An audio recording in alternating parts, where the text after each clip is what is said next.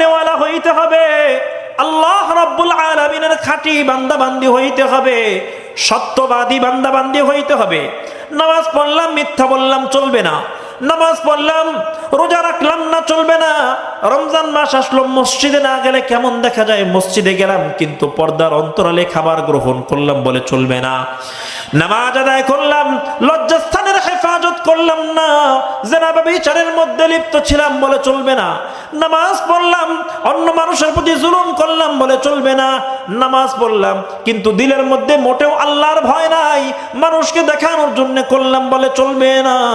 এজন্য আল্লাহ রাব্বুল আলামিন যা জানান দেন, ইন্নাল মুসলিমিনা ওয়াল মুসলিমাত, মুসলমান নর নারী, ওয়াল মুমিনিনা ওয়াল মুমিনাত, মুমিন নর নারী, ওয়াল কানিতিনা ওয়াল কানিতাত, আল্লাহ রাব্বুল আলামিনের ইবাদতের উপরে ধারাবাহিক আমল করনেওয়ালা নারী এবং পুরুষ, ওয়াল কানিতিনা ওয়াল কানিতাত, ওয়াস সাদিকিনা ওয়াস সাদিকাত, সত্যবাদী নারী এবং পুরুষ, যারা সত্য বলে মিথ্যার আশ্রয় নেয় না এমন নারী এবং পুরুষ তারাও জান্নাতি হবে।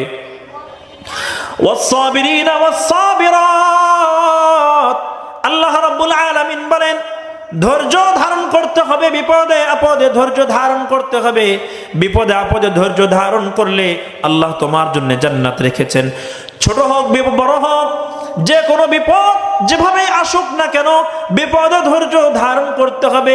বিপদ হলে অধৈর্য হওয়া যাবে না, আল্লাহর প্রতি অসন্তুষ্টি প্রকাশ করা যাবে না, এমন কোন শব্দ চয়ন করা যাবে না, এমন কোন কথা জবান থেকে যেন বের না হয় মুমিন যে আল্লাহ তুমি আমাকে জ্বর দিলা, তুমি আমাকে বিপদ দিলা, আমি তো গরিব মানুষ, এত টাকা কোথায় পাবো, আল্লাহ তুমি আমাকে বিপদ দিলা।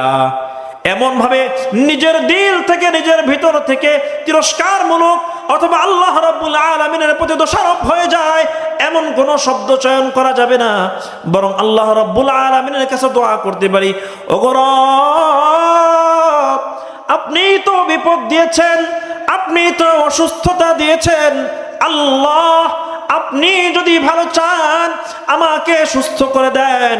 আল্লাহ জানি না এই বিপদের মধ্যে কি পরীক্ষা রয়েছে, ওগো মালিক আমাকে আপনি পরীক্ষায় উত্তীর্ণ হওয়ার তৌফিক দান করেন, আমাকে ধৈর্য ধারণ করার তৌফিক দান করেন, আমাকে আপনার নৈকট্য লাভ করার তৌফিক দান করেন। আল্লাহ আপনি আমাকে বিপদ দিয়েছেন, এই বিপদের মাধ্যমে আমার জিন্দগির সমস্ত গুনাহগুলোকে মাফ করে দেন। আল্লাহর কাছে সুস্থতা কামনা করব, আল্লাহ আপনি আমাকে সুস্থতার নিয়ামত দেন যাতে করে আপনার গোলামি